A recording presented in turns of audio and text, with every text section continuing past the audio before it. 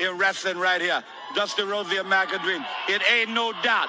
It ain't no doubt. Flair, bring that old cashmere coat out here. I love. Can't help it that I'm custom made. I can't help it that I look good, smell good, can dance all night long.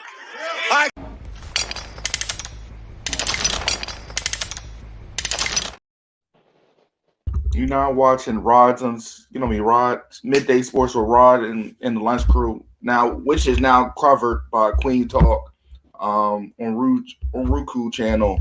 So that is what we are on right now, and also on Spotify. So it's a Sunday edition. Before I let this person on, there ain't gonna be no arguing today. Dad, start the whistle. What? Go lay in the bed, dog. But I'm really starting to whistle. All right, let's get it on.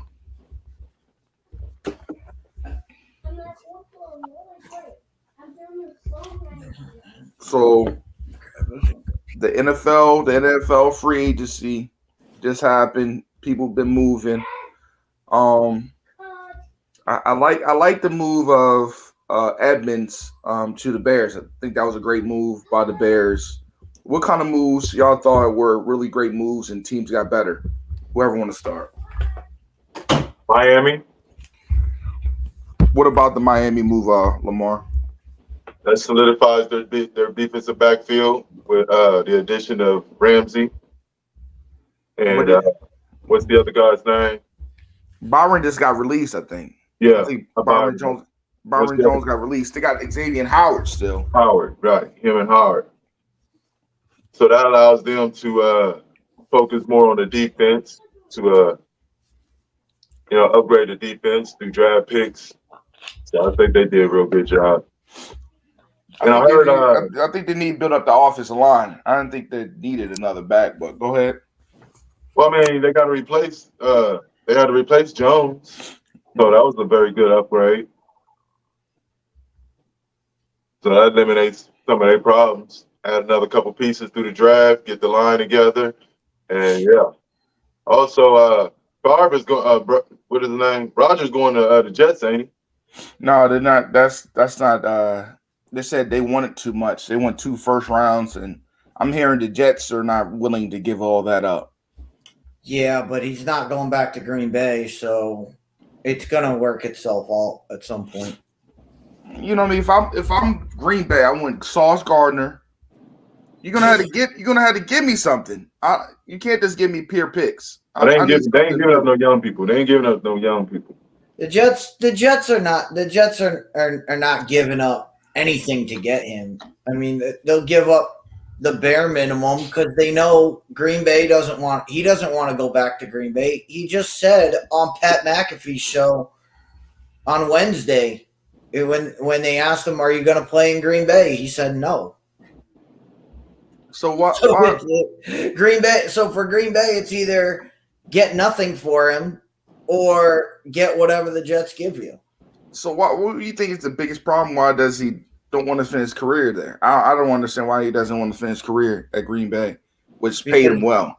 I think he's still salty over the fact that they got Love like that. Not only did they get Love, not only did they draft. Oh shit! My fault, Deets. I didn't mean to hit that button. Go ahead. Oh shit! What's going on? Go ahead. Not only did they draft Love, but they just signed him. They just guaranteed his 5th-year option, which guarantees him 2 more years. So, and apparently, I mean, I don't know what's going on in that building, but apparently, from what Rogers said has said, is that Green Bay is prepared to move on. And if that's the case, then they've been prepared.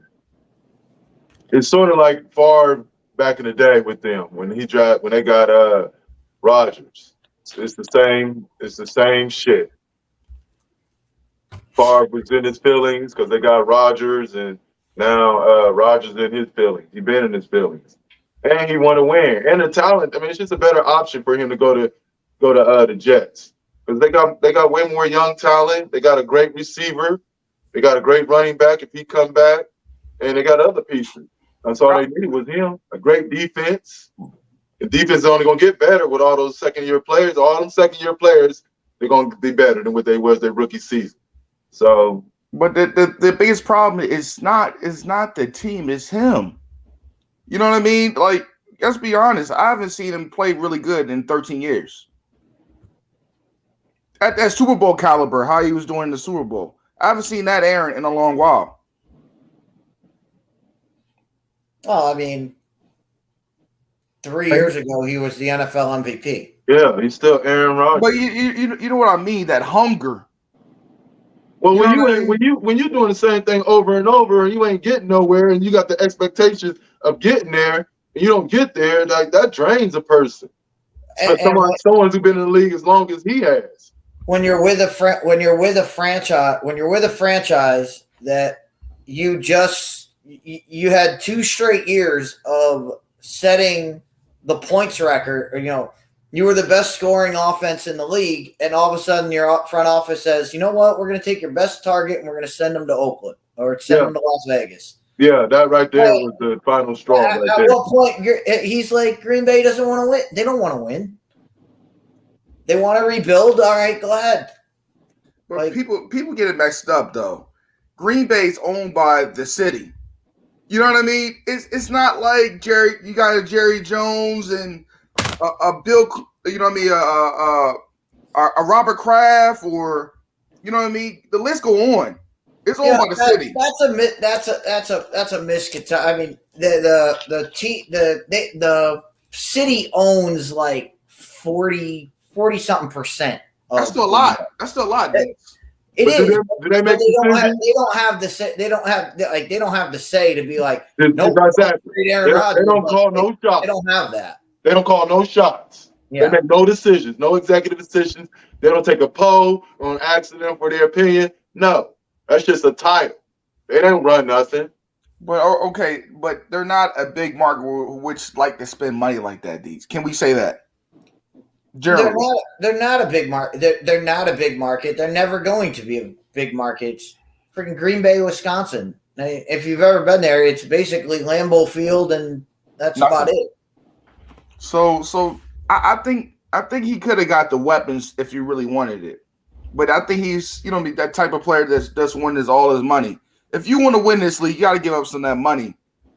You know what I mean? To put those weapons out there. You look at Tom Brady. What about the draft picks? They've drafted some very decent players. They haven't drafted a wide receiver or an offensive player in his entire career. In the first round, they have not drafted a wide receiver. I think it's going back like 7 years now. I mean, what more do you want? Aaron Rodgers sitting there going, all right, last year we had a chance to get a wide receiver, didn't. 2 years ago, had a chance to get a top-level wide receiver, didn't. At what point do you just go, I'm not banging my head against the wall for you guys to sit here and then, trade away? What wide receiver did they resign last year? They let every single one of his wide receivers sign somewhere else. Marquez Valdez-Scantling went to Kansas City. They shipped Devontae Adams out. They shipped his third target. They let him go to Chicago. Like they haven't put guys around him, and you want him to say, "Oh, well, take less money." Well, why? The money's there. You're just not putting it in the offense. You're not putting it around him to make him do better. Right? Lazard was their best receiver last year. Well, they had a rookie. They had a rookie that came on late. What was his name? The white kid. He caught. He went on. I know he caught on. He caught. Yeah, the kid that went off. The kid that went off against the Cowboys. Right. And that was it. Like that was the only time he had a really bona fide game was against the Cowboys. And other than that, We had a couple streaks. He had a couple streaks where he kept catching touchdowns and shit. But you know what I think is kind of a big move though. Just in case Jalen Hurts get hurt, Mariota to the Eagles. I think it makes more sense for the scheme they run. Because Gardner Minshew, that he really didn't fit that offense. After you know what I mean, when Jalen Hurts, it was a dip, a mean dip. So you get like a Mariota. He's a pocket passer. Yup, you got Mariota, which can run that system. Well, I think really good. It's a complete upgrade. Marcus Mariota was a starting quarterback last year, and Gardner Minshew is a perennial backup. So you've got a guy who you can trust to start games because that's what held Philly back last year. I mean, go watch the Saints game. Oh my God, Gardner Minshew was a back. He played like a backup quarterback. And that's Marcus Mariota, it was a starter. He was the starter day one for the Atlanta Falcons last year and started, I think it was 8 or 9 games. So that's definitely a big pickup. What about Cooper Rush? Did you like the Cooper? Cooper Rush bring back, or would you rather get somebody younger? No, Cooper. We saw Cooper Rush last year. Cooper Rush is exactly what Cooper Rush is. He's a backup quarterback. When he doesn't make mistakes, he looks like he did against the Cincinnati Bengals in week 2. When he makes mistakes, he looks like he did against the Eagles in week 5. So he's you had a lot of people last year, when Cooper Rush was in his prime and doing his thing. Oh, Cooper, a lot of Cowboys fans. Oh, I'd rather see Cooper Rush. Yeah, and then look what happened. Like, Cooper Rush is a backup quarterback. He's not a starter. Nothing wrong with that. And exactly, there's nothing wrong with that. That the Cowboys have a starting quarterback. Well, but for you, brother Lamar, I've been talking to everybody at my job and stuff. Water cooler talk. I think Jimmy G's gonna have a big year. What's your thoughts about that? Oh yeah, he's back with Josh McDaniels. Yeah, what's your thoughts about that? I think he's gonna he has a lot to prove. There's quarterbacks that have things to prove, not only to themselves but to the league. And he done weathered the storm, and I'm expecting a big year. I'm expecting the Raiders to have a play-in game into the playoffs. He can have as big of a year as he wants in Oakland. Josh McDaniels has to get somebody in there who can stop somebody on defense. Yeah, he definitely got. I mean, look at that team. The team last year. I mean, I know they put a lot of it on Derek Carr, but you had the leading rusher in the league. You had Devontae Adams, who had games where he just went off, and you have all those weapons at wide receiver with Renfro, with the 2 tight ends with Morrow, and but they lost one on this year. You have all those weapons, and the defense couldn't stop anybody. Well, if you got all those weapons, and it's up to the quarterback should utilize those weapons accordingly, which Derek Carr didn't do. To me, Derek Carr ain't nothing but a stat stuffer. He ain't no winner. I don't think he's gonna do much down in New Orleans neither. I'm not saying Derek Carr is one of the greats, but what I'm saying is what happened with Las Vegas last year. The offense was fine. Go look at the San Francisco game where Jared Stidham put up like 400 yards of offense, but the defense couldn't stop Brock Purdy. Who could during that period that they went off? I mean, not everybody was letting Brock Purdy throw for 400 yards on them. The Raiders have to learn how to stop somebody. Okay. That's where the Raiders need to get better. Whether Jimmy G or not, Jimmy G ain't going to help you on the defensive side of the ball. Go ahead, Lamar. Even though, how many games did you say Carr lost? And how many games do you say the defense lost? I would say the defense lost at least 5 of those games. That you could go to the Chargers game where they couldn't stop Justin Herbert. They couldn't stop Austin Eckler. You had the Colts game where they had the lead and they just blew they just blew the game, blew that game. They should have Rod earmuffs.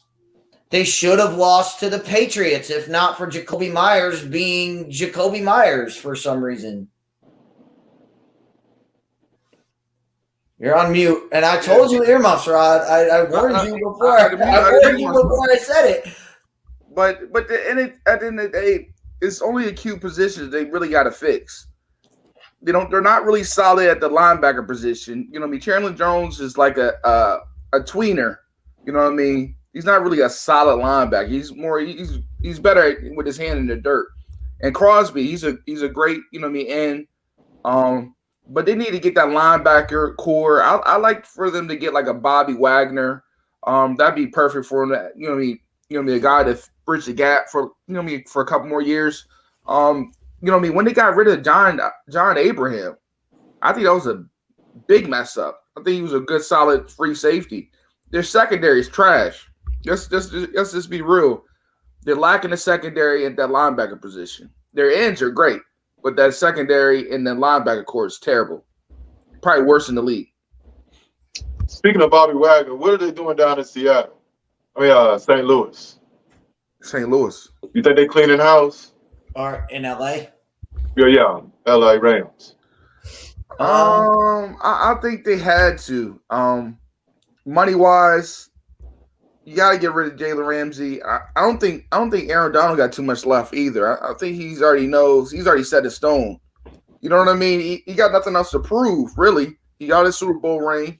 He got them defensive, you know what I mean, MVPs. He got nothing else to prove. You know what I mean? Arguably, the greatest defensive tackle of all time. So he got nothing really to prove. So they got to just keep on rebuilding. I think they're in a rebuilding stage, to be honest with you. They went all in for that championship. Do you think they let him go soon, like before the season, or let him play? What's the point of playing another season? Who? Aaron. No, Aaron's going to retire there. I think Aaron's going to give it up after this season or probably return. You know what I mean? If the season gets too bad, I see him retiring because he got nothing to prove. He's the first ballot Hall of Famer. You know what I mean? Him and J.J. Watt, you know what I mean? They're one of the greatest defenders of this century. You know what I mean? Aaron Donald will be fine. He'll be fine. I mean, even at 75%, Aaron Donald is better than probably. He's probably top 10 still at 75%. So there's no questions about Aaron Donald. But what LA got in the mix of. They brought in all these high-profile players. You can't keep them for that long. Nah. You know? Now, they serve their purpose. They got a ring. Exactly. They serve their purpose. Exactly. They got their ring, and now the Rams front office has to reshuffle everything. And without having draft picks, it's hard to replenish your roster without all the draft picks that they gave up. So they kind of just have to go through and get whatever they can out of what they have, and you're seeing that. I mean, Cooper Kupp's gonna come back. Matthew Stafford, if he's not injured, they should be fine. Are they keeping Baker Mayfield as their backup quarterback? No. Those are things that they have to figure out because Matthew Stafford, as long as he's healthy, he's fine. But we know at this stage of his career, that's not a guarantee. They're linking Baker to Tampa Bay. He already signed with Tampa. Oh, he did? Yeah. Oh. But I think it'd be a perfect fit for like a Stetson Bennett to go to the Rams. I think that'd be perfect. But we'll see, man. But how do y'all like? Let's talk about Baker. I think this could be a big year for him if whoever the offensive. you got to find out who the offensive coordinator, of course. This is make or break. This Make is or break. it for him. This is it. Definitely This is make or last break. straw. This is last chance to prove that he is an NFL starter. If he don't have no consistency, then he's gonna let everybody know he's just a backup starter. He's just a backup player, backup quarterback. Did they get rid of Byron Leftwich? I think they did. So I don't know who the offensive coordinator is. I think Byron Leftwich. Yeah, he got fired. They fired. He got fired. I don't know what Tampa Bay is doing down there. I mean, you fire Leftwich and keep Boyles and keep the head coach there. The problem is Todd Bowles. It was not Byron Leftwich. The problem was not the offense last year. That was not the problem in Tampa Bay. No, it definitely wasn't. Yeah. I mean, Tom Brady. We talk about Tom Brady's struggles last year. If my struggles get me the third most passing yards in the league, that's a pretty good struggle. That don't even sound like a struggle to me. Exactly.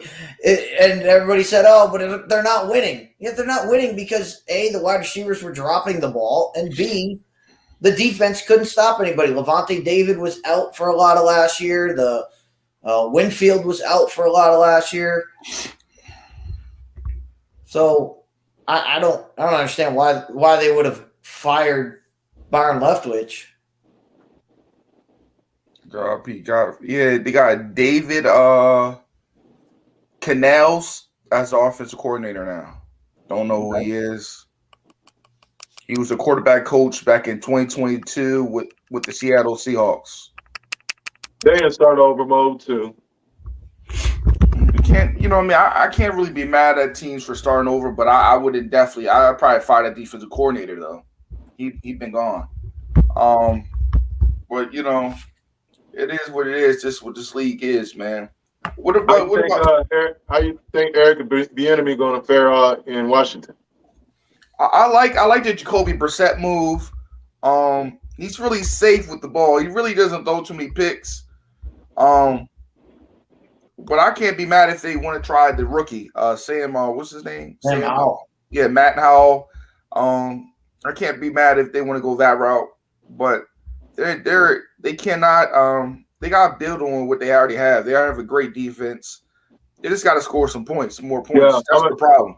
I'm expecting him to come in hot because he got something to prove as far as everybody's saying that it was Andy Reid for real behind the scenes on his success rate for Kansas City. So I think he's coming into the season with that shit just to show everybody that it just wasn't Andy, it was me too.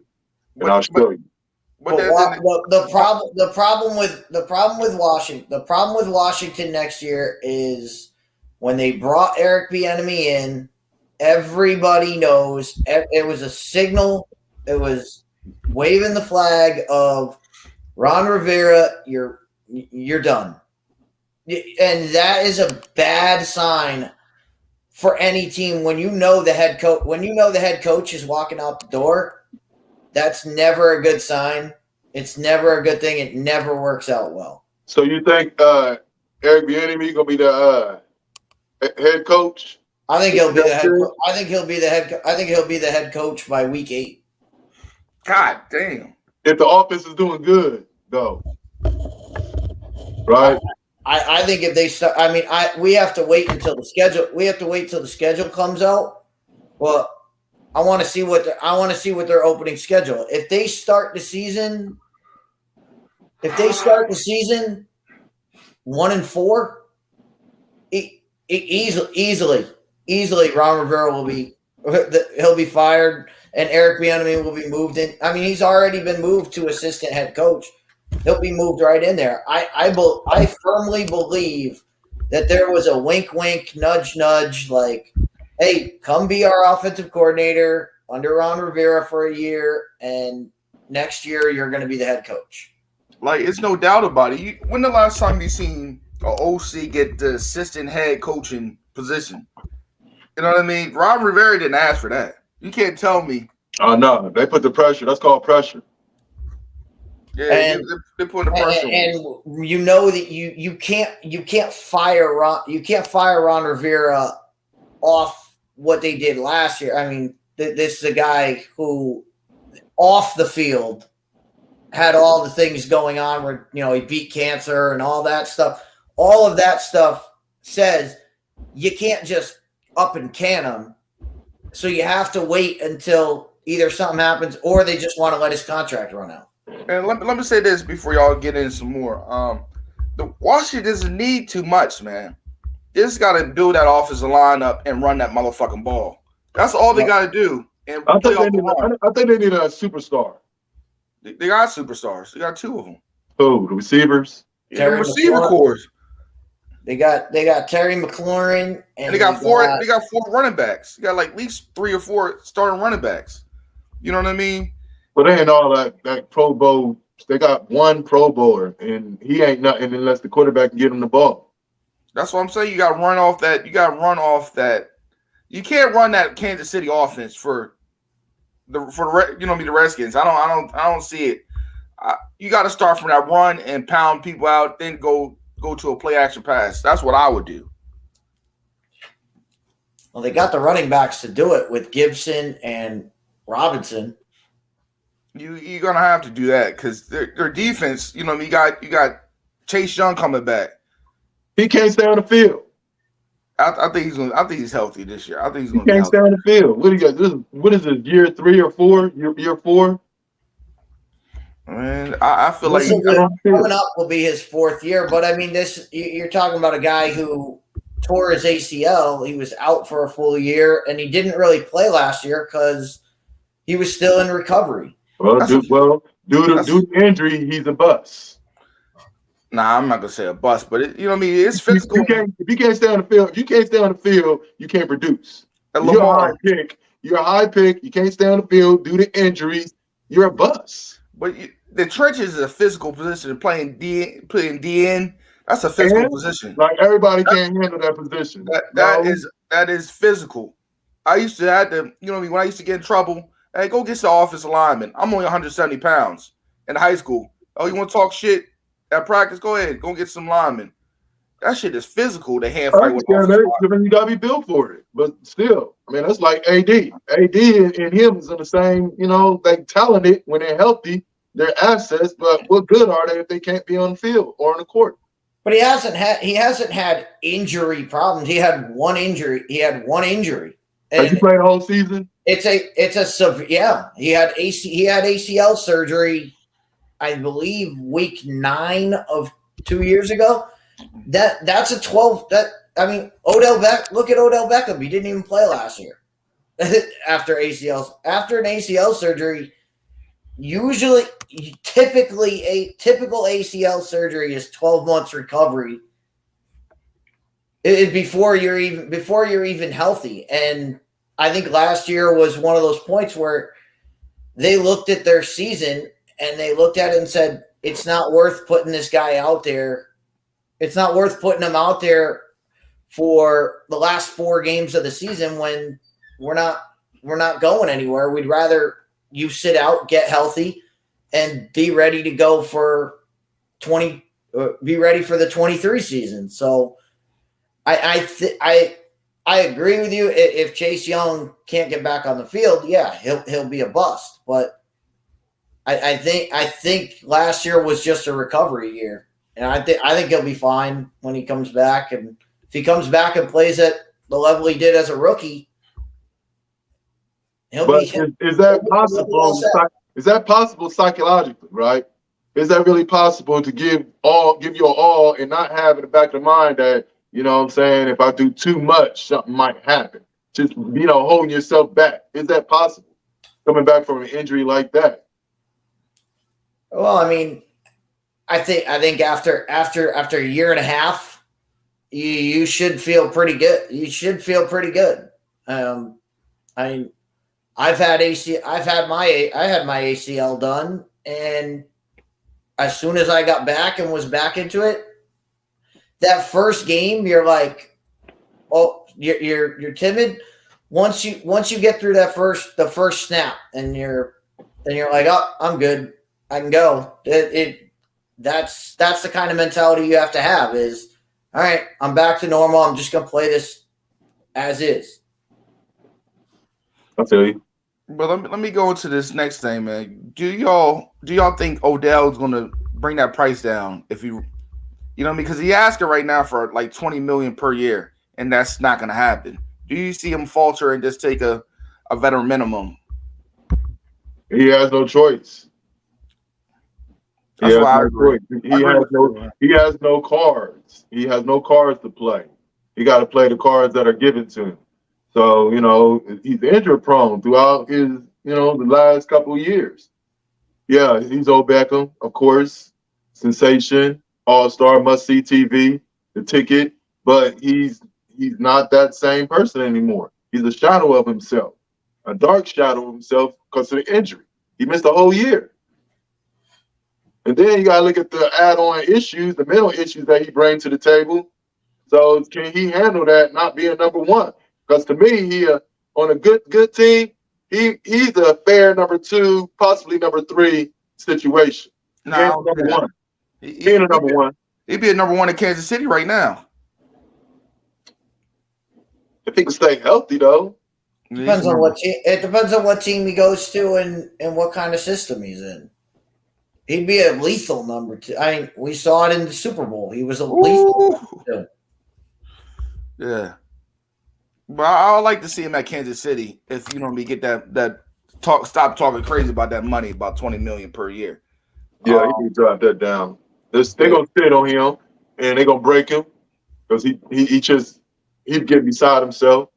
I don't think nobody give him more than a 2-year deal right now. How them injuries? I don't see nobody give more than like a 2-year deal. That's all. Yeah. With a center. How old is he?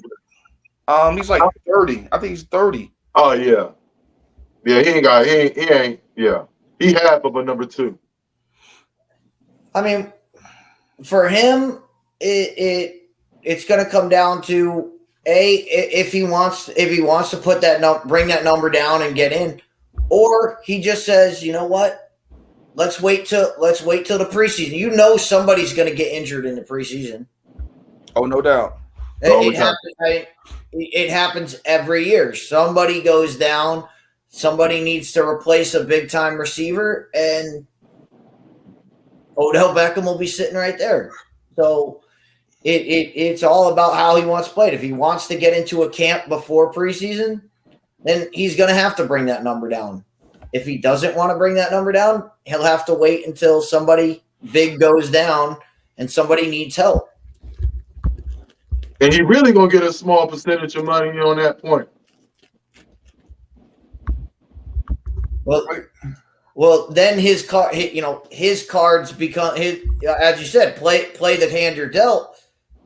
If a team is desperate, they're going to pay more. They're going to pay more than a team that's saying, "All right, yeah, we'll bring you in as a number 2. We'll bring you in. They ain't give him no 20. We'll let you work your way onto the team."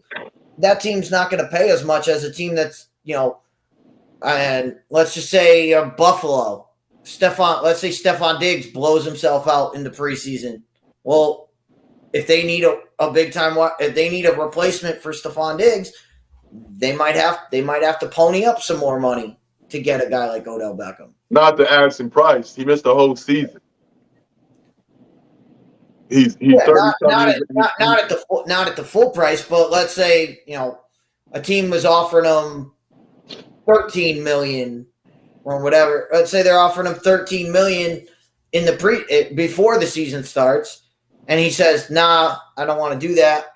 Then a team has a big injury, and they say, "Well, we'll give you 16 million." He might sign on that. Yeah, I can see 20 million being a negotiating start. So I'd say 20 million. He's going to have to come down from his 20 million, but at the same time, it's how far does he want to come down? And also, the situation has to be good, has to be perfect for him because of his age. He only got a couple more years. Hey, he's already got a Super Bowl ring, so he doesn't really. He didn't really. How it went down, I don't know if that's sit right with him. just especially how he started off in the Super Bowl, and then all of a sudden, bam, you get a fucking injury, you can't finish the game off. You know, you want to get back into that position. He won a chance. Odell wants a chance to set an NFL Super Bowl record, the receivings or touchdowns. He wants the chance to be MVP. That's the type of fire that, competitive player that he is. So, it's all about the situation, and everything just has to fit right for him, being that he's 30. It ain't like he can go in and show everybody that he back, and then the next contract he can get another, get the money that he wants. He ain't got those options. He's 30. But Deez, I have a question for you, man. I got in an argument on the social media.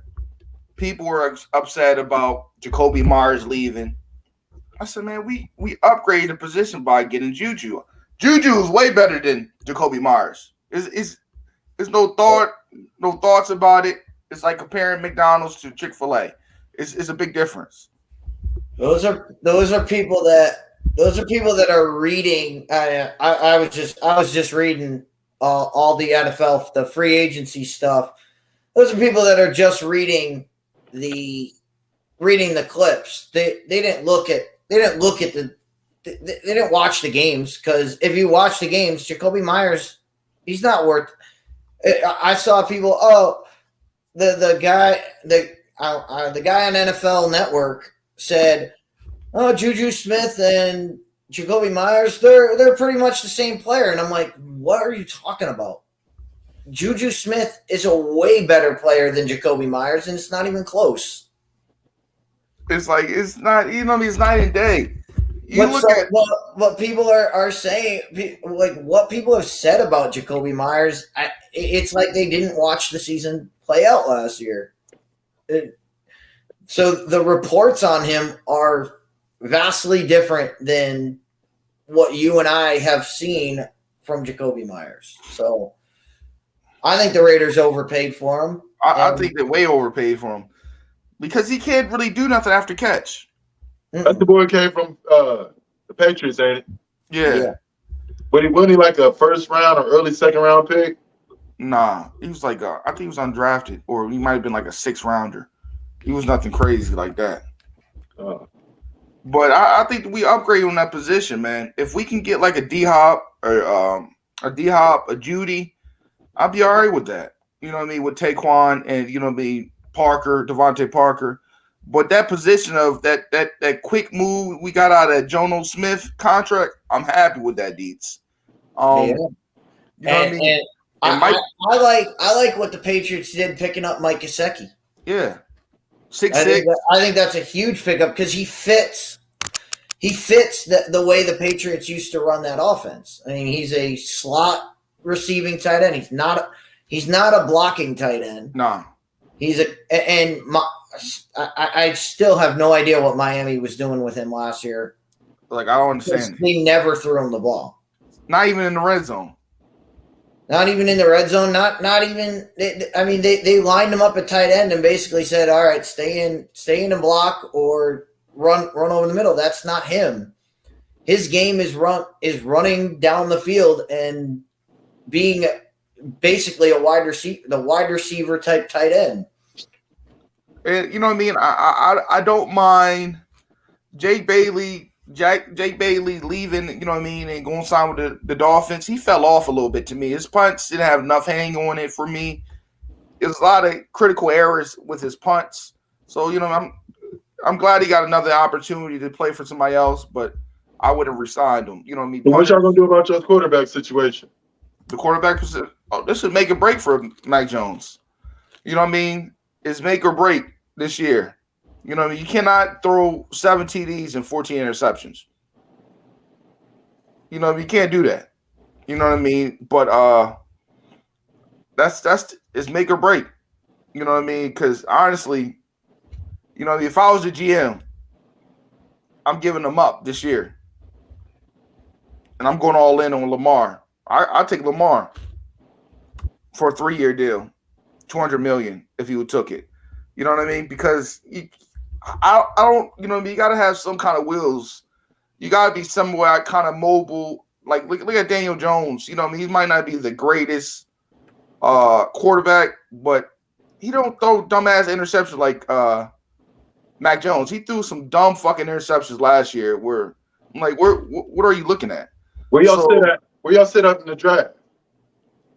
I think we got like the 6th. I think we got like the 14th pick or something like that. So who you expecting in the pick? Offense or defense? I want defense. I want Joey Porter Jr. I think that would solid up our secondary, and you know what I mean. If he's still there, I don't know if he's gonna be there still. But Is that D. Joy Porter's son? yeah, It is. the Joey Porter. Yeah, It's Joey Senior. Porter's son. yeah. You know Bill loves having ex players' kids on the team. So So if that could happen, I'd be great with that. Jack Jones, him, Jonathan, the slot. You put Kyle Duggar at the free. You put Jabril Peppers at the strong. I'm good with that. I'm good with that. Get some linebackers in the draft. It's deep for linebackers this year too. Go get Nick Saban boy Toto. You know what I mean? I'll be cool with that. You know what I mean? I wouldn't be surprised. I wouldn't be surprised if the Patriots draft a pass rusher. I wouldn't be surprised either. I wouldn't be surprised if they go out and get a guy who can rush the passer, because we know that's what you're talking about, helping the secondary. Well, the best help to a secondary is getting the quarterback. Pressure. Yeah. So I wouldn't be mad at that either. I see us getting another running back in the later rounds also.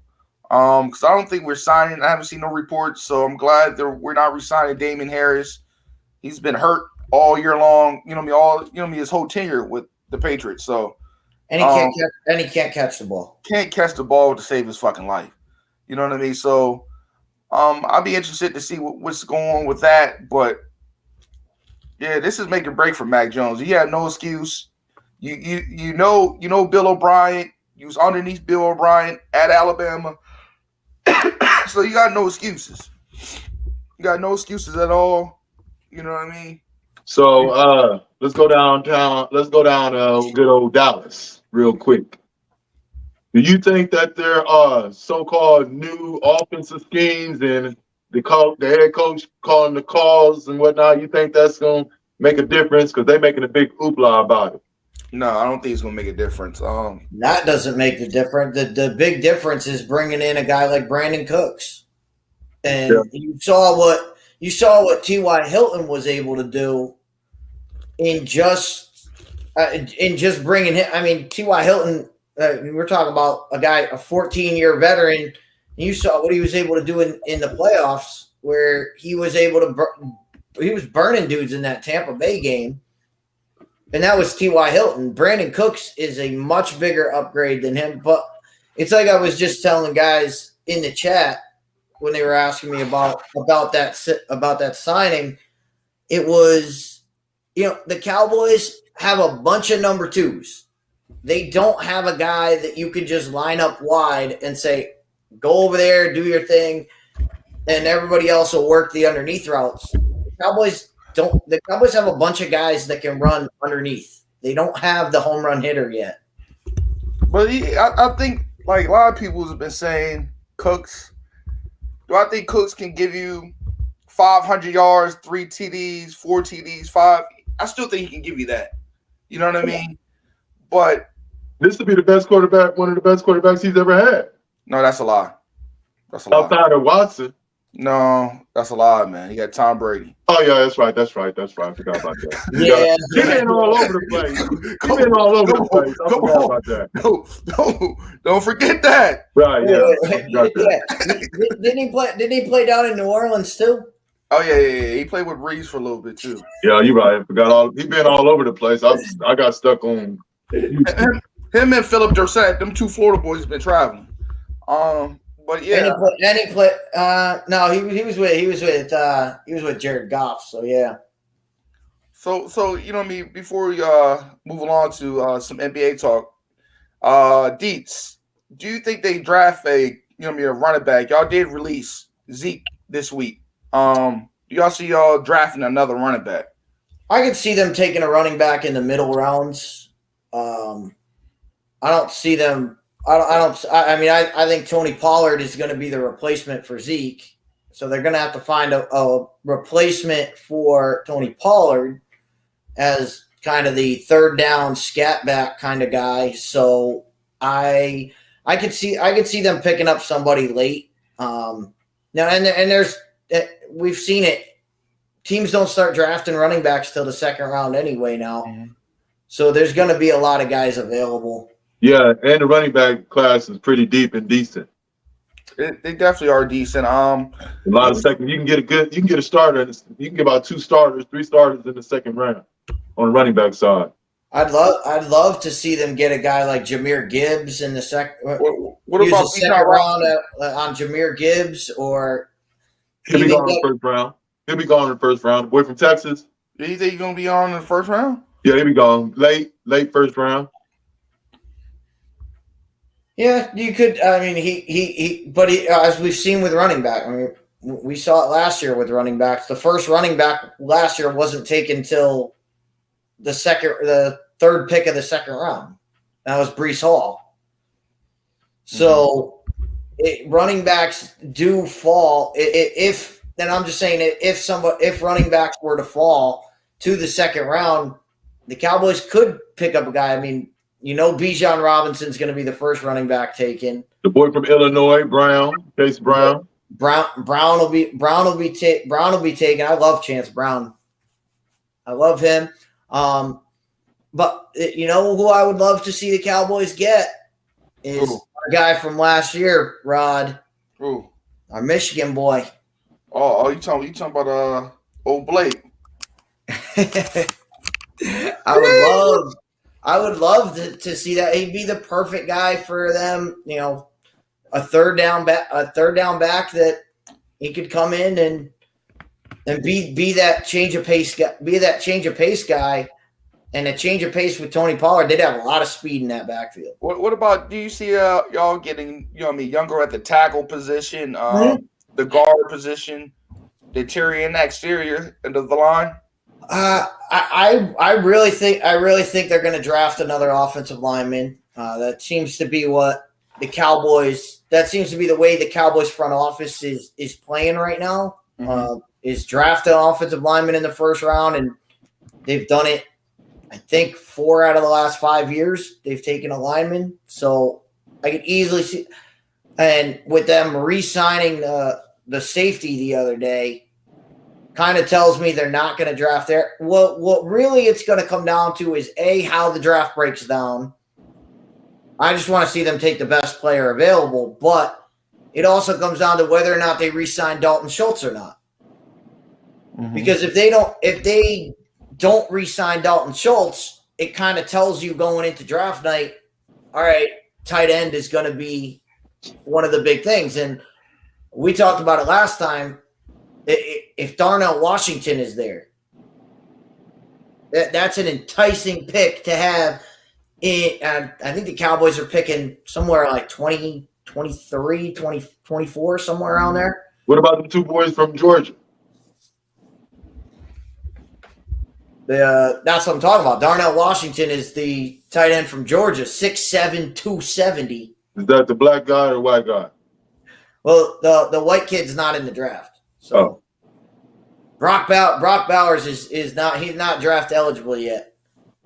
But I've told you, Rod, I've said if I were a team this year, I would use my pick. I would just draft Brock Bowers right now and be like, we get the rights to him when he comes out. Yeah, man. He's a different maker, man. But you look at the tight end position this year, you got Mayer who he won't be there in the 20s. That's not happening.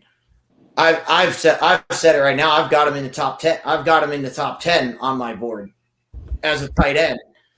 But you've got the kid from Utah. That's Dalton Kincaid. You got the kid from South Dakota. That's really good. That's a really good pick. Tight end is deep this year. There's about 5 guys that could go in the first round. Well, let's get into some NBA, man. What's going on with these struggling Warriors, man? They can't win on the road. They can't win on the road.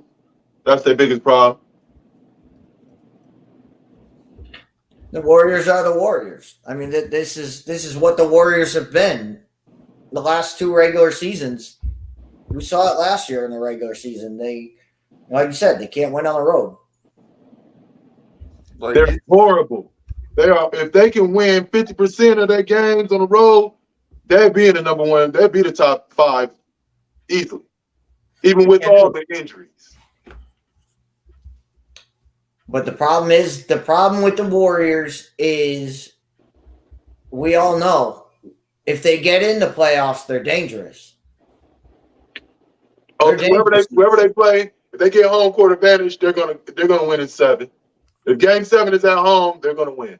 But second round, that ain't happening. They'll lose in 5. I just say I'm not even saying this, man. It's not even a lock for them in that first round, man. You got just on the strength that they're at home.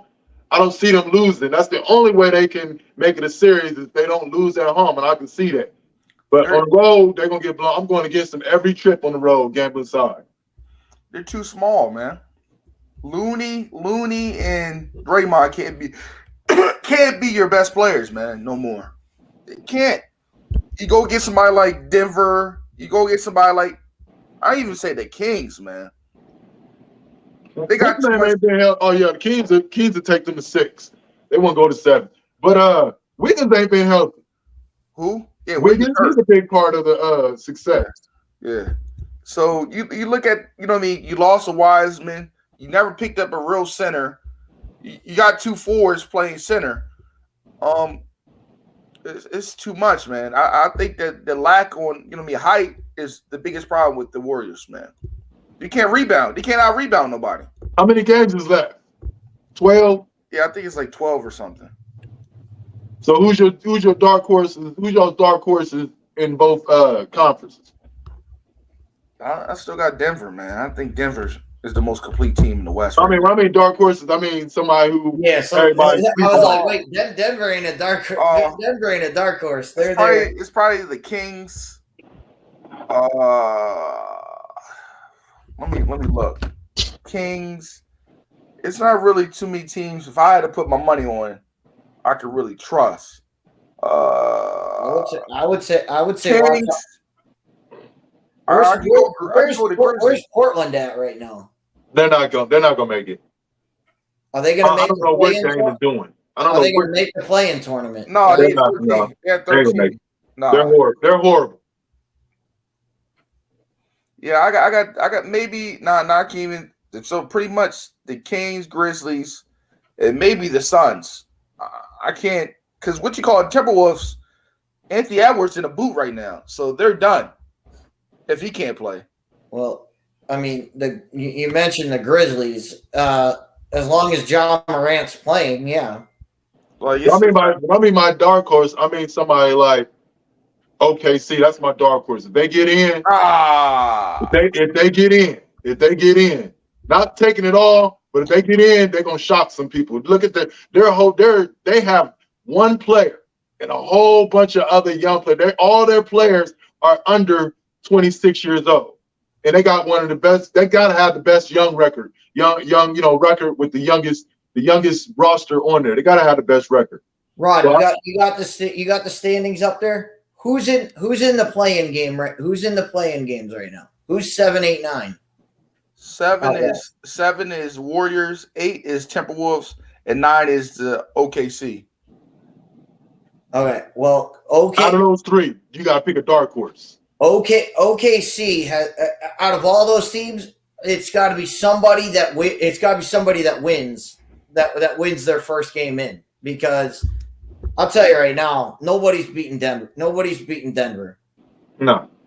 So if you play the play-in and you don't get that 7 seed, you're going to Denver, and it's going to be a lockdown.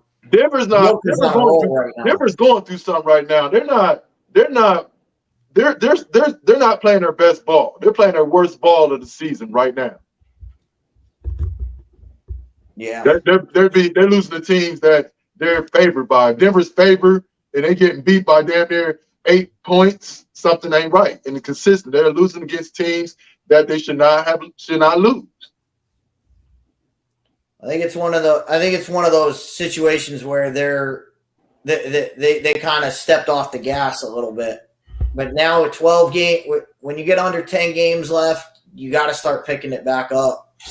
And it's hard to pick it back up, but they got to do it because we know it. If they keep this slide going into the playoffs, we've seen number one seeds get beat before. It wouldn't be the first time. It won't be the last time. Right. But I think this Denver team is – I said at the beginning of the year, I said Denver would be in the finals. And I haven't seen anything that changes that. But my dark horse for the Eastern Conference is be the Knicks. If Jalen Brunson can stay healthy, that's the if. But them two Villanova boys together on that court, they're magical. Josh Hart, they got Emmanuel Quickly. They got a good young nucleus where they can really play. Really it's finally clicking for them. It's finally clicking for them. I agree with that. So the Knicks would probably be my dark horse, maybe Cleveland. Cleveland. And you know what I mean? That's my dark horses in the Eastern Conference. But we all know it's going to be most likely Celtics and Bucks for the whole shebang and bang. You counting Philly out? I'm counting Philly out, man. Out east, where you got the standings up? Where's Miami at right now? Let me see. Oh, Miami ain't gonna do nothing. A Miami team that go down to Orlando and lose, there's something ain't right. They're at the 7th seed right now. They're at the 7th seed. Well, Yeah, when you're talking about a dark, you look. There's one guy that can bring that around, and that's Jimmy Butler. I don't know if he got enough.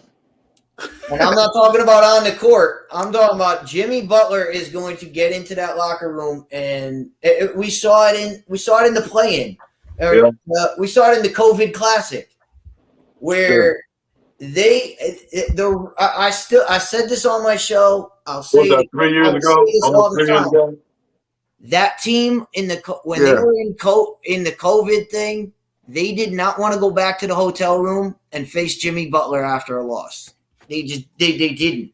And that's the one thing Jimmy Butler has over that team is they do not want to go into a locker room after a loss because he will. And they ain't gonna have no choice. He'll fight everybody. That was what 2 years ago. They're 2 years older. He's 2 years older. And last year they got to the NBA. Last year they got to the Eastern Conference Finals. I mean, they got a game 7 away from the finals again. So I don't think they make it past the second round. I don't think so. But you're asking about a dark horse. I mean, the Miami Heat are going to be my dark horse. I go with the Knicks as my dark horse. I was hoping Atlanta would be one, but they switched coaches too late in the season. Yeah, I don't know, man. It's just I think it's more. The West is more, you already know anything can happen to East. Somebody can get hurt, but for mostly, I think it's going to be the Celtics and the Bucks, man. And I think that's going to be an epic Eastern Conference final.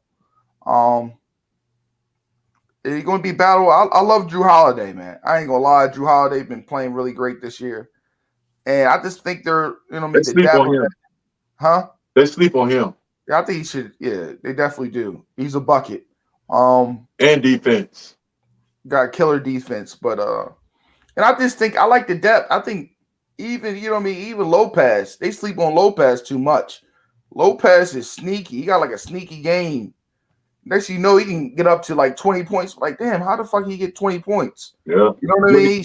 He had like almost a triple-double the other night with the blocks. For his old age. He's still bringing it. Like, I think that's would be a great. So who's going to challenge Denver? Who can? They like it's so much. You got a healthy Jamal Murray. You got a healthy, you know what I mean? Porter. You got Aaron Gordon. You know what I mean? And they got it. Go ahead. The only team that really is going to give them a challenge is is the Grizzlies if they get there and JA Morant has his head on right. Yeah. They're in Sacramento. Don't sleep on Sacramento. I'm still cautiously optimistic of Sacramento. We've seen this way too many times.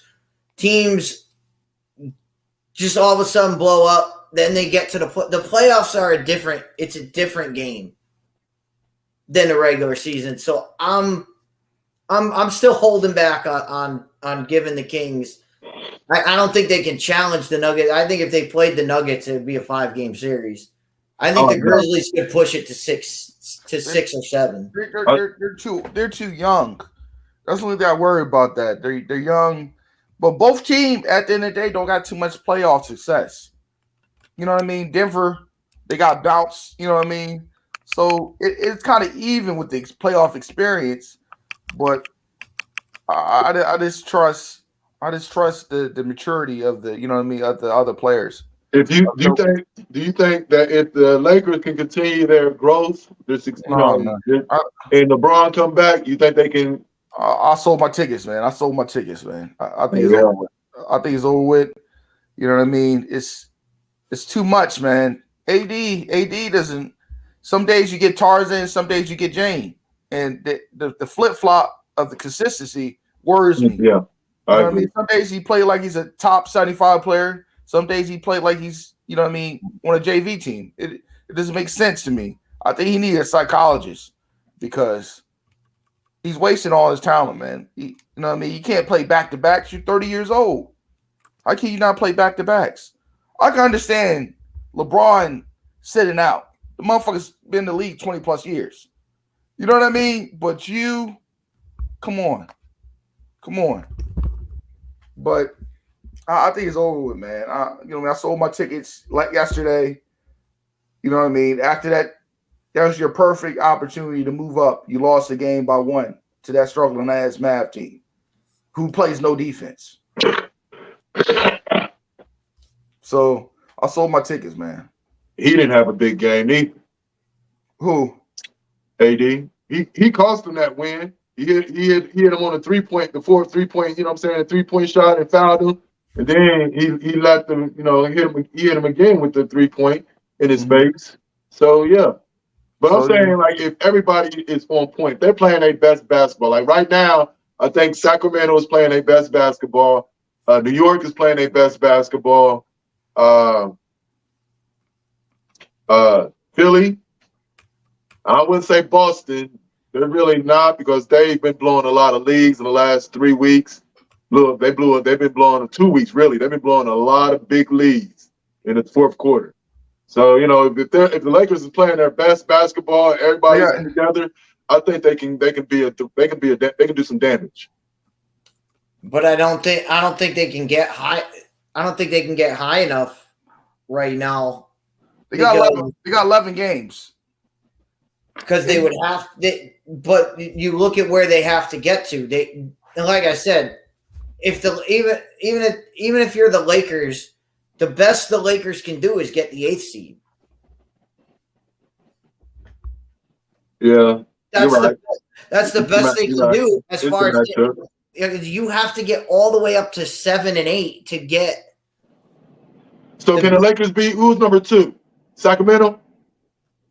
Sacramento is number 2. They have to get that 7 seed because if the Lakers are the 8th seed, they'll be locked in 1 game. Who's at the 8th and 7th?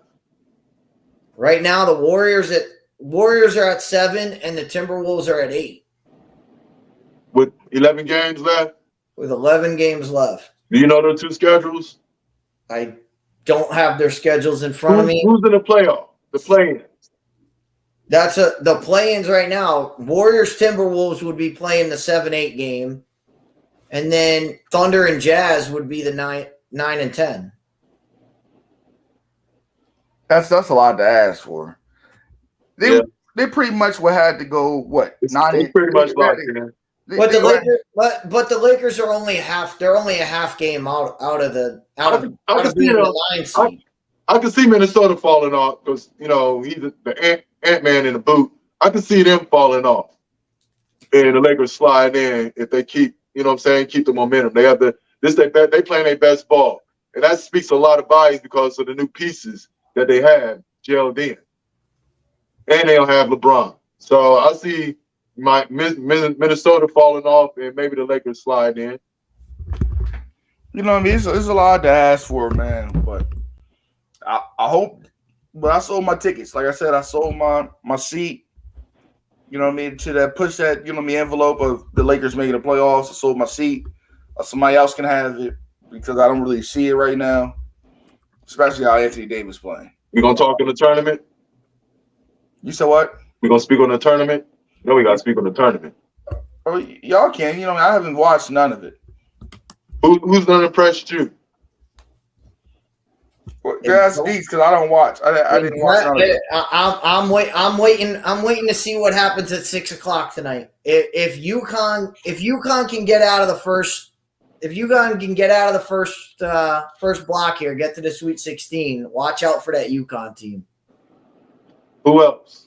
I like what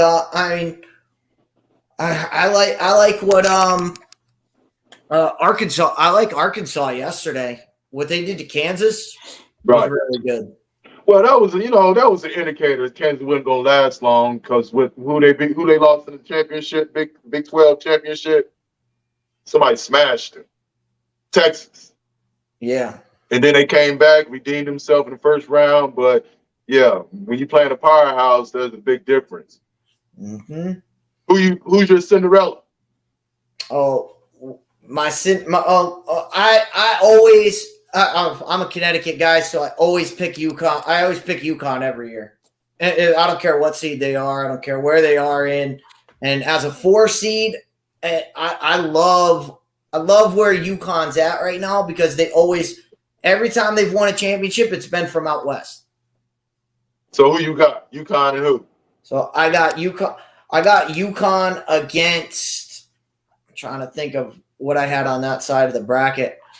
I had. I have Gonzaga. Ooh. Ooh.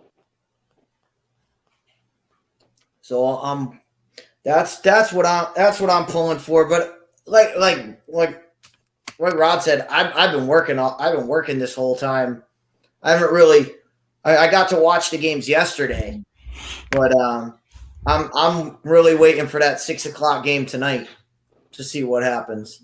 Yeah, I'm just watching it, betting, whatnot. But I'm waiting for the Sweet 16. Who's gonna make it to the Sweet 16? I think that's gonna tell the tale. I mean, can we see Fairleigh Dickinson get through? They shocked the world by beating Purdue. Let's see if they can do something. Let's see if they can do something again. Purdue only got one player for real, and he didn't step up. Like he's supposed to have at least 40 points because he was being defended by someone like 6'7". He didn't show up, so they've been suspect at the end of the season. So that didn't surprise me. Oof. Well, Rod, the Maryland's not doing too well. Maryland didn't do too well today. I expect nothing else. Alabama smoked them. Yeah, I took Maryland with the 8.5. I didn't even watch it. They killed my ticket. Alabama beat them by 20. Man, speaking of killing the ticket, man, I had a $1,000 ticket, hot boy, and all I needed was Texas to win by 6. Why did he foul him on the 3-point? They won by 5. I had with 5.5 for $1,000. He fouled him. Y'all cannot win. Give him the shot.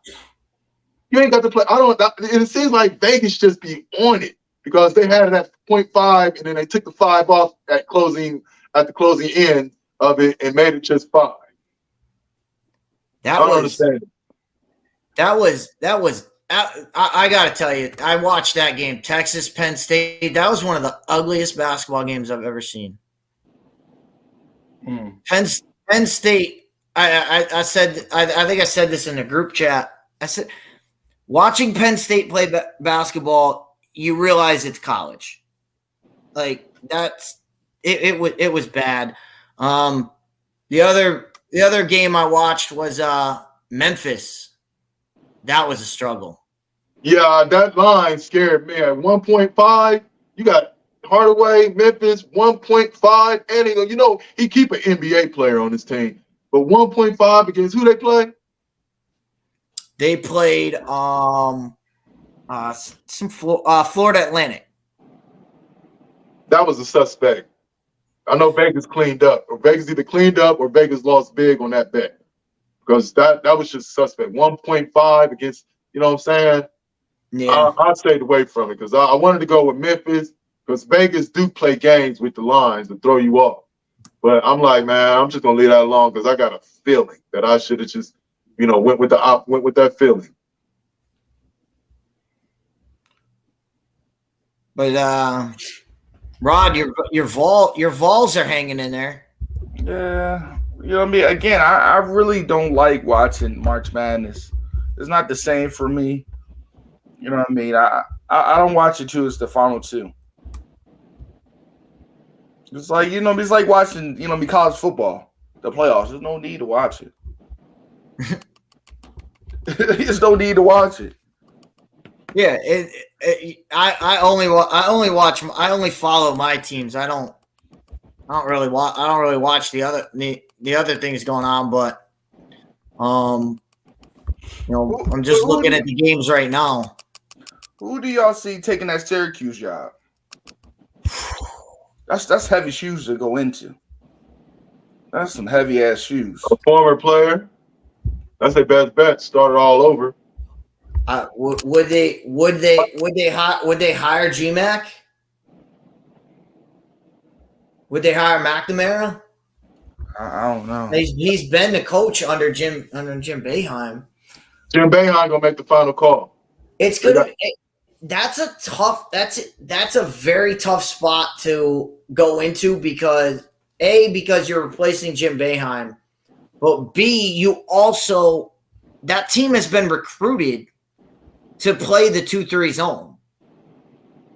So if you get a guy in there who all of a sudden switches up to a man-to-man team, it's going to be a totally different roster. Yeah. Players going to transfer because they came to that for that purpose. They take all that into consideration with defense, with offense, all that. And changing that whole thing up with the players that you already had, that could be disastrous. But Duke, look at Duke's transition with that new coach. That guy can coach. I don't know his name, the Duke coach that took over for Coach K. He did a good. Is he a former player? I don't know if he's a former player or not. DC, is he a former player? I don't. I know he was on Coach K's staff forever. But so, yeah, he can coach though.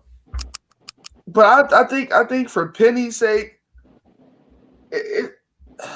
that's a different animal right there, man. I don't think the talent that he gets only Memphis talent. That's his plug. But Memphis do got some dogs out there, but he needed branch himself more and get some different athletes. I think that's the biggest problem. But the biggest firing for me was when they fired Patrick Ewing. Like, that shit didn't make sense. You know what I mean? He can't get them kind of dogs in there he wants because of GPA. You got to have like a 4.0 to go to Georgetown.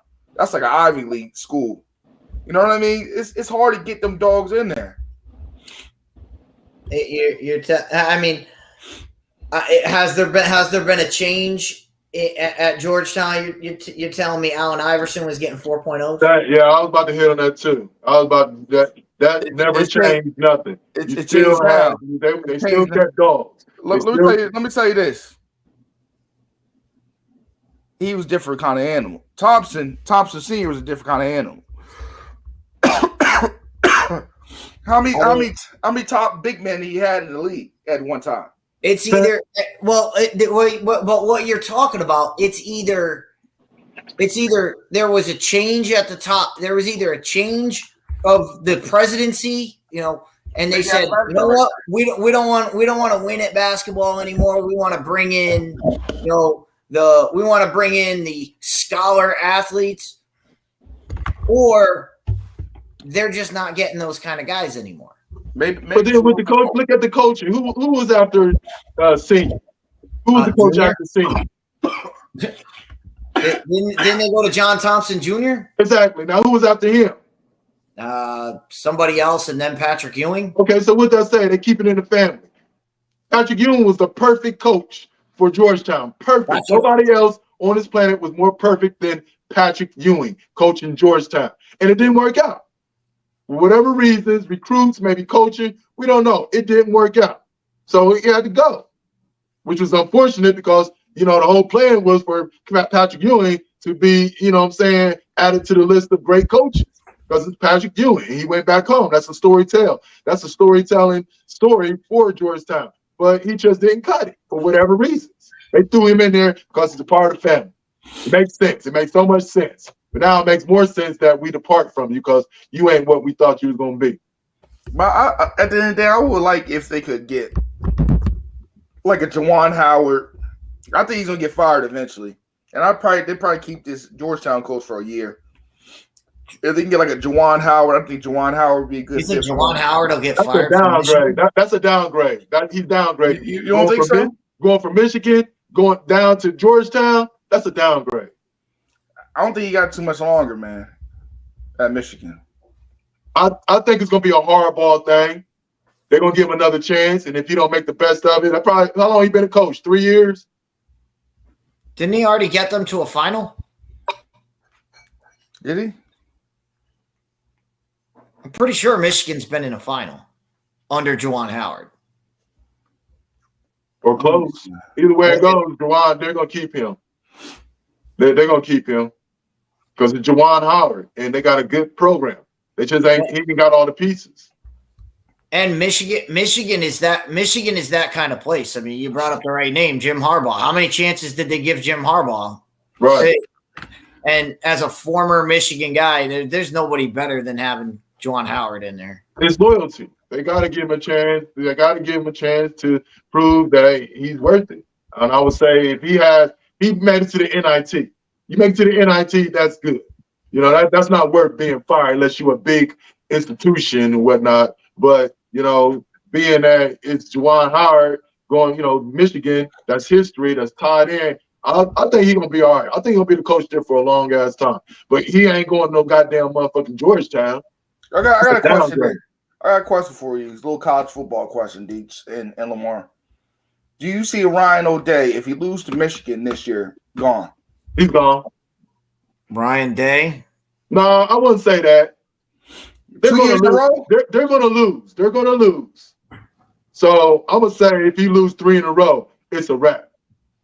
He'll be on a hot seat because they're going to go undefeated. They're going to do the same old shit during the regular season. It's going to come down to this game, and they're going to go up to Michigan, and they're going to get beat 3 in a row. Now, if you don't get it together, now that don't mean that's going to stop. Now, he can always make up like he did, get back into the playoffs and do his damn thing.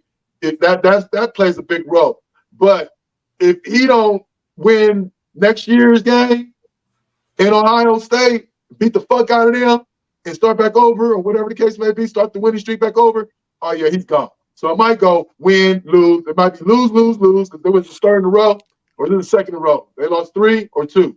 They lost. That would be 3 in a row. Yeah. That would be 3 in a row. He'll be in a hot seat. Because if you lose this one at home next year in 2024, it's over with. No matter what. I think he has the built-in excuse. So I think they'll give him this year. If they lose this year, you'll hear it. Oh, they lost because it was at the big house. I mean, we heard about that last year. We heard about that all last year. Oh yeah, CJ Stroud couldn't win the game because it was at the big house. But when they come to Columbus, we're gonna get them. Well, they came to Columbus and Michigan stomped them. If they lose this year, I think Ryan Day will get the same treatment of, all right, they lost, but it was at the big house. He'll get another chance in Columbus.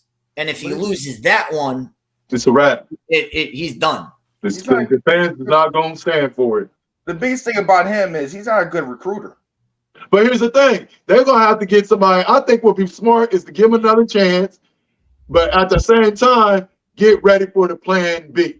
Because the plan B got to be able. That's one thing about Ohio State. Ohio State has the best program in the United States and been like that since God knows when. When's the last time they had a fucked up season outside of Fickle, changing over, buying what's his name, Myers some time to kick in, right? They have not had a fucked up season. They've always been at the top.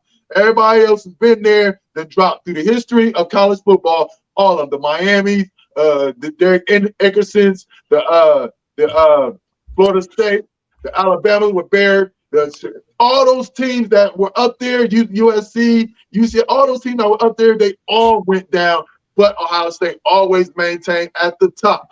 Why? Because they keep rotating the proper people into the right positions and keeping the system going, so it's going to continue. Like they say, Ohio State don't rebuild, they reload. They're the only program in the United States in college history, college football today, yesterday, 5 decades ago, that always reload. So with that being said, I think they'll buy time. They'll use Brian to buy time to get that right piece to continue the dominance that they've been doing. And it might be somebody from inside, like the defensive coordinator or the offense coordinator, whoever else is in that. It makes sense to take them and give them a promotion instead of bringing somebody else new and starting the whole process over again. They can't get no 5 stars to come. Their recruiting is all about recruiting in college football. It's not too much about the X's and O's. That's changed though. That's changed though. They don't bring the 5 stars in. Nah. They get the 5 stars in the they rock the transfer portal out. Right. Very Ohio State. Who don't want to come to Ohio State? You got a guaranteed Ohio State platform. makes their money. And the transfer portal has absolutely changed the game in college football. Go ahead, Lamar.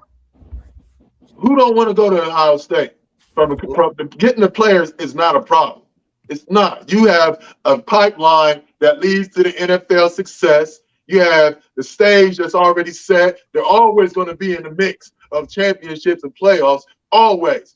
The player. I don't think it's the players. It's the coaching. It's the X and O's for me. Because they got the talent. Look at the talent that they had. They had their number 1 receiver drop off, and then they still didn't miss a beat. They always had playmakers. They have silver bullets flying all over the field on both sides. So I don't think it's the players. I think it's the X's and O's. That's the problem with Ohio State. Because look at the adjustments that they didn't make going into the second half of the Michigan game. That wasn't players. Players do what they're being told. These players are being told to do certain stuff and with no adjustments being made. That's how Michigan took off on them. I just don't think right now with Ryan O'Day they can compete for no national championship. With the talent they got right now, they can't compete for no national. No, but they can compete. Anytime that you in the top 4, you make the playoffs by any means, you're in there, you're competing. Winning? No. I don't think that he has the coaching mindset to win it all against the other top coaches who have, especially at Georgia. Alabama going to be there again. They ain't going to keep being consistently out of the playoff pictures. And, Michigan might be there again. So I don't think he's up on that level of coaching. Right. You would never think, Ohio State would lose to, the teams they were losing to. You know what I mean? Back in the day. You know what I mean? But it's just who they are right now, man. Well, you say they don't have the recruit. You say they're not bringing in the 5-star recruits. They have the 3rd best recruiting class in the country this year. Yeah, and they always in the top 5. Top 5 in recruiting. In the transfer portal, or recruiting out of high school? No, in the straight up recruiting class in the 2023 recruiting class, Ohio State is 3rd. But you gotta take that with a grain of salt as being a college football guy like I am. I don't even look at the recruiting. I don't even care about the recruiting. Yeah, it really don't matter. I really don't look at them until I see them on the field. Exactly. We've seen Ohio State have great recruiting classes and all of a sudden they get on the field and nothing. A lot of those recruits ain't gonna even make it on the field because they're picked. They ain't win a competition, the battle competition. Yeah. And then what they end up doing, they end up transferring. Just look at guys like Joe Burrow. Exactly. That's the first name came to mind. Joe Burrow couldn't get on the field at Ohio State, gets on the field at LSU and dominate and dominate. Ain't look back. He the one that should have kept. But yeah, man. You can't tell me Joe Burrows wouldn't have won the championship with Ohio State. Multiple. I mean, what else did you want? Justin Fields brought him as close as you could get to the championship. Yeah, I forgot about Justin. That's right. That wasn't competition. That was why Joe Burrow left, is because they brought him Justin Fields. I mean, Justin Fields got him to the national championship game. I mean, there was no way he was beating that Alabama team. They just didn't have a chance. But Justin Fields should have at Georgia. He could have beat Jake Fromm. That's was the saddest shit I ever seen. Yeah. Well, sometimes it's the system. The system plays a big role on how a player. Because some players, and you think that he was a dog in high school, he was a dog in college. You get to the NFL and he got put in the wrong system and he ain't shit. Well, he never should have gone.